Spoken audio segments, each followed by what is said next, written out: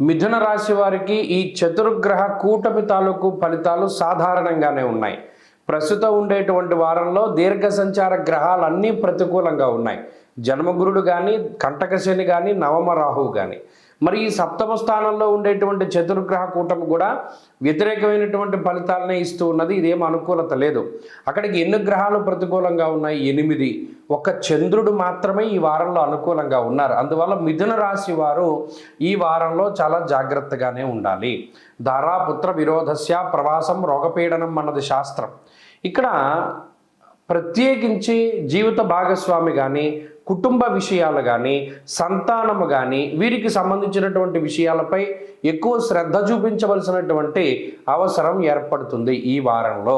అంటే వారికి ఏదైనా సర్ది చెప్పడమో, లేదా వారిపై ఏదైనా దృష్టి సారిస్తూ ఉండడమో, లేదా కుటుంబం పట్ల తీసుకునేటువంటి నిర్ణయాలు, కుటుంబానికి సంబంధించినటువంటి విషయాలు, ఇవన్నీ కూడా ఈ వారంలో ఎక్కువగా ఫోకస్ అవుతూ ఉంటాయి. అలాగే ఆర్థిక పరిస్థితులు, ఉద్యోగ ఆరోగ్య సంబంధమైనటువంటి విషయాలు గత వారంలో ఏ విధంగా అయితే ఉన్నాయో ఈ వారంలో అదే మాదిరిగా కొనసాగుతాయి. దాంట్లో ఏ విధమైనటువంటి మార్పు లేదు. రుణ బాధలకి సంబంధించినటువంటి విషయాలు, లేదా ఏదైనా గతంలో మనం తాకట్టు పెట్టినటువంటి విషయాలు, ఇవన్నీ కూడా ఏవైతే గత వారాల్లో నడిచాయో ఈ వారంలోనే అదే మాదిరిగా నడుస్తూ ఉంటాయి. వాటిలో ఏ విధమైన ప్రోగ్రెస్ ఉండదు. అంటే ఏంటి, న్యాయస్థాన సంబంధమైన విషయాలు కానీ, లేదా కోర్టు కేసులు, ఇటువంటివన్నీ కూడా అదే మాదిరిగా కొనసాగుతాయి. వాటిలో ఏ విధమైన మార్పు ఉండదు. ప్రత్యేకించి ఈ వారంలో శ్రద్ధ అంతా కూడా కుటుంబము, కుటుంబ విషయాలు, బాధ్యతలు, శుభ కార్యక్రమాలు, లేదా తలపెట్టబోతూ ఉన్నటువంటి కార్యక్రమాలు, వాటి మీద ఎక్కువ పడుతుంది. 2, దేశాంతరవాసాన్ని సూచించేటువంటి విషయాలు.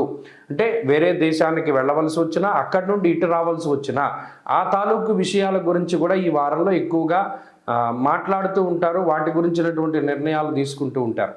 అలాగే భాగస్వామ్య వ్యాపారాలు కానీ, వ్యాపారాలకు సంబంధించినటువంటి విషయాలు కానీ కొంత అవి ఎఫెక్ట్ అయ్యేటువంటి అవకాశం ఉన్నది.